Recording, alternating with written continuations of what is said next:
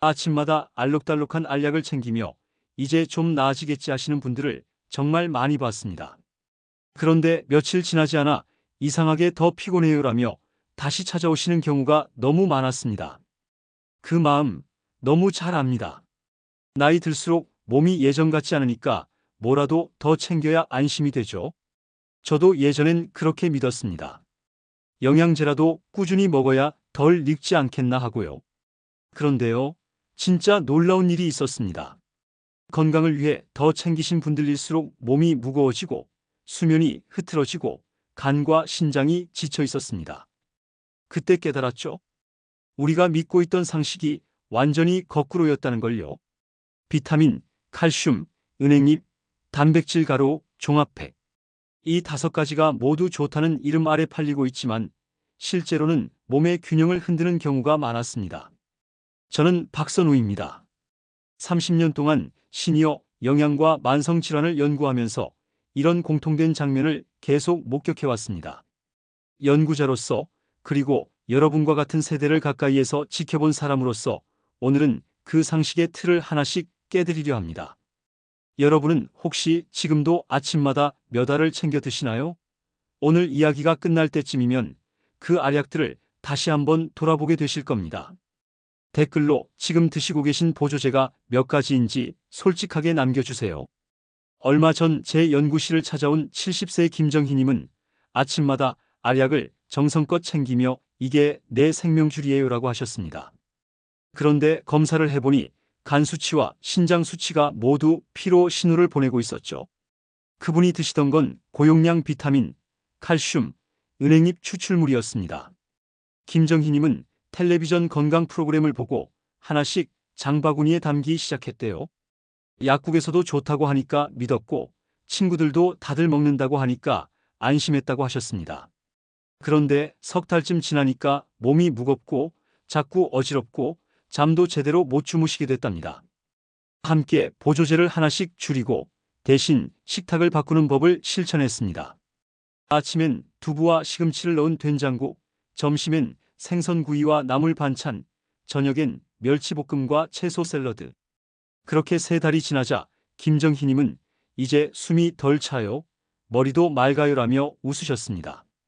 몸이 원한 건 알약이 아니라 균형이었습니다. 오늘 이 영상에서 말씀드릴 내용은 여러분의 건강관리 방식을 완전히 바꿀 수 있는 중요한 지혜입니다. 이 이야기를 끝까지 듣고 실천하셔야만 진정한 변화를 경험할 수 있습니다. 끝까지 보지 않으시면 가장 중요한 실천법을 놓치게 됩니다. 마지막에 나올 단 하나의 습관이 모든 것을 바꿀 수 있습니다. 혹시 아직 구독과 좋아요를 누르지 않으셨다면 지금 바로 눌러주세요.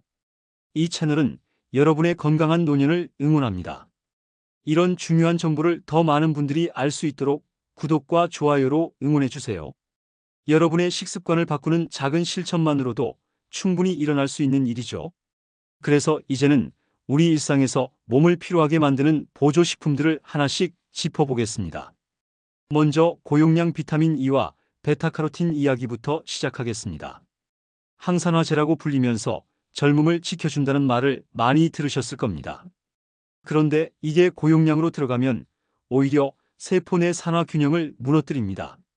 핀란드에서 1996년에 발표된 ATBC 연구를 보면 흡연하는 남성 3만 명을 추적했더니 베타카로틴을 고용량으로 복용한 그룹에서 폐암 위험이 18%나 증가했습니다.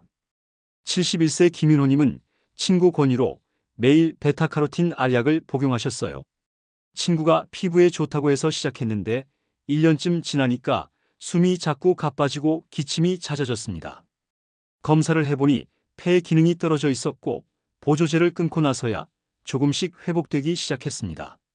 비타민 E는 아몬드, 해바라기씨, 아보카도 같은 자연식품으로 섭취하시면 됩니다. 이렇게 드시면 몸이 필요한 만큼만 흡수하고 나머지는 자연스럽게 배출합니다. 특히 흡연하시는 분들은 고용량 항산화제 복용을 절대 피하셔야 합니다. 혹시 항산화제만 믿고 식습관은 그대로 두고 계신가요? 그렇다면 지금부터라도 바꿔보세요. 이번엔 칼슘 보충제 이야기입니다. 뼈 건강에 좋다고 해서 많은 분들이 드시는데 과잉 섭취하면 혈관의 석회화가 진행돼서 심혈관계 위험이 높아집니다. 하버드 대학 연구팀이 발표한 자료를 보면 고용량 칼슘을 섭취한 그룹에서 동맥경화 속도가 2배로 빨라진 걸 확인했습니다. 72세 박영희님은 칼슘 보충제를 3년간 매일 드셨어요. 광고에서 골다공증 예방에 좋다고 하니까 열심히 챙기셨는데 어느 날 갑자기 흉통이 와서 응급실에 실려가셨습니다. 검사 결과 관상동맥의 석회화가 상당히 진행돼 있었습니다. 보조제를 끊고 자연식품으로 바꾸니 더 이상 악화되지 않았습니다. 칼슘은 멸치, 두부, 시금치, 요거트로 충분히 보충할 수 있습니다. 이런 음식들은 칼슘뿐 아니라 다른 영양소도 함께 들어있어서 몸에서 균형 있게 사용됩니다. 그리고 여기서 주의할 점은 비타민 D가 부족하면 칼슘이 뼈로 이동하지 않고 혈관에 쌓인다는 겁니다. 여러분은 햇빛보다 알약을 먼저 떠올리시나요? 세 번째는 은행잎 추출물입니다. 치매 예방에 효과가 있다고 알려졌지만 실제로는 그 효과가 입증되지 않았습니다. 미국 국립보건원에서 진행한 GEMS 연구를 보면 3,000명을 6년 동안 추적했는데 치매 예방 효과가 전혀 나타나지 않았습니다. 반면 출혈 위험은 실제로 존재합니다. 65세 강미경님은 기억력이 떨어지는 것 같아서 은행잎 추출물을 드시기 시작했어요. 그러다 치과 치료를 받게 됐는데 이상하게 출혈이 멈추지 않는 겁니다. 원인을 찾던 중 은행잎 복용 사실이 밝혀졌고 끊고 나서야 정상으로 돌아왔습니다. 기억력 저하는 걷기, 독서, 사회활동이 훨씬 효과적입니다. 뇌는 새로운 자극을 받을 때 활성화되고 사람들과 대화할 때 연결망이 강화됩니다. 특히 혈액 희석제를 드시는 분들은 은행잎과 병용하면 절대 안 됩니다. 혹시 기억에 좋다는 말만 듣고 시작하신 건 아닌가요? 네 번째는 고용량 단백질 파우더입니다. 근육 유지에 좋다고 해서 많은 시니어분들이 찾으시는데 과도한 단백질은 신장에 부담을 줍니다. 고령자일수록 신장 기능이 약해져 있기 때문에 더 위험합니다. 고단백 식단을 지속하면 사고체 여과율이 떨어진다는 연구 결과가 여러 차례 보고됐습니다. 74세 최문자님은 텔레비전 건강 프로그램을 보고 단백질 가루를 매일 2번씩 드셨어요. 근육이 줄어드는 게 무서워서 열심히 챙기셨는데 석 달 뒤 정기검진에서 신장 기능 저하 진단을 받으셨습니다. 단백질 가루를 끊고 삶은 달걀, 두부, 생선으로 바꾸니 수치가 조금씩 회복됐습니다. 단백질은 삶은 달걀, 두부, 생선, 콩류 같은 자연식품으로 충분히 섭취할 수 있습니다. 이런 음식들은 소화도 잘 되고 신장의 부담도 적습니다. 신장질환 병력이 있으신 분들은 보충제 사용을 절대 피하셔야 합니다. 여러분의 신장은 오늘도 과로 중이지 않나요? 마지막 5번째는 종합 비타민 패키지입니다. 한 봉지에 열알, 15알씩 들어있는 거 보셨죠? 편하다고 많이 드시는데 불필요한 중복 성분으로 간과 신장에 부담을 줍니다. 비타민 A, D, E 같은 지용성 비타민은 과잉 복용하면 간, 손상과 피로 증가를 일으킵니다. 67세 이정수님은 15알짜리 종합팩을 석 달간 매일 드셨어요. 건강검진에서 간 수치가 높게 나왔고 원인을 찾다가 종합팩을 의심하게 됐습니다. 끊고 한 달 뒤 다시 검사하니 수치가 정상으로 돌아왔습니다. 결핍이 입증된 성분만 전문가와 상담한 뒤 단독으로 보충하는 게 맞습니다. 또 다른 약물을 드시고 계시다면 상호작용을 반드시 확인하셔야 합니다.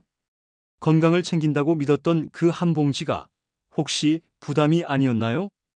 이제는 알약 대신 무엇을 실천할 수 있는지 진짜 건강 습관을 함께 살펴보겠습니다.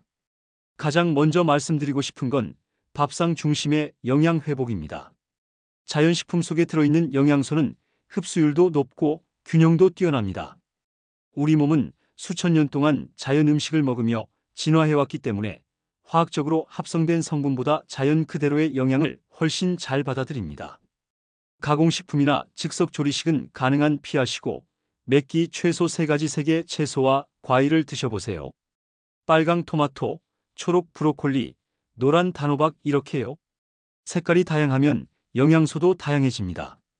오늘 점심엔 어떤 색을 담으셨나요? 두 번째는 햇빛과 걷기 습관입니다. 하루 20분만 햇빛을 쬐셔도 비타민 D가 자연스럽게 생성됩니다. 이건 알약으로 먹는 것보다 훨씬 효과적이고 부작용도 없습니다. 오전에 걷기 30분만 실천하시면 비타민 D 합성과 함께 혈액순환, 근력 유지, 기분 전환까지 한 번에 해결됩니다. 다만 자외선 차단제는 오전 10시 이후에 바르시는 게 좋습니다. 너무 일찍 바르면 비타민 D 합성이 방해됩니다. 오늘 햇빛 아래 몇 걸음 걸으셨나요? 내일 아침부터라도 시작해보세요. 세 번째는 두뇌를 자극하는 학습입니다. 새로운 걸 배우면 뇌신경 연결이 강화됩니다. 그림 그리기, 악기 배우기, 외국어 공부, 요리법 익히기 뭐든 좋습니다. 뇌는 쓰면 쓸수록 젊어집니다. 반대로 장시간 텔레비전만 보시면 뇌 활동이 저하됩니다.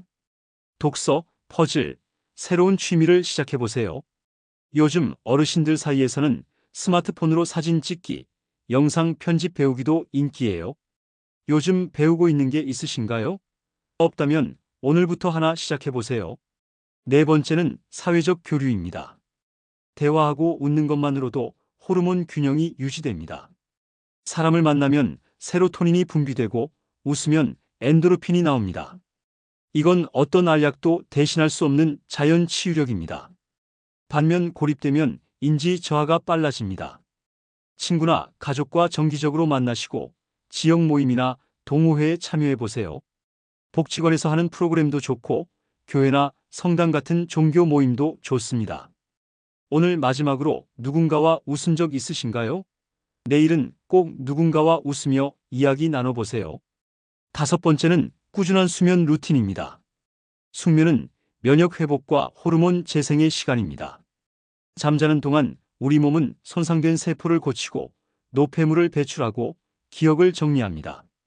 이 시간을 제대로 갖지 못하면 아무리 좋은 음식을 먹어도 소용없습니다.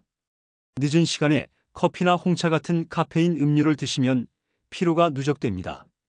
저녁 6시 이후엔 카페인을 피하시고 일정한 시간에 주무시고 일어나는 습관을 만드세요. 주말이라고 늦게 주무시면 리듬이 깨집니다. 오늘 밤 몇 시에 몸을 쉬게 하실 건가요? 이제 오늘 이야기를 정리하면서 마무리하겠습니다. 오늘 말씀드린 5가지 건강 보조 식품, 고용량 비타민 E와 베타카로틴, 칼슘 보충제, 은행잎 추출물, 고용량, 단백질 파우더, 종합 비타민 패키지는 겉보기엔 젊음을 지켜줄 듯하지만 실제로는 몸의 균형을 무너뜨릴 수 있습니다. 반면 자연식단, 햇빛, 걷기, 대화, 수면은 돈이 들지 않으면서 평생 건강을 지켜주는 5기둥입니다. 이 5가지만 제대로 실천하셔도 웬만한 보조제는 필요 없습니다.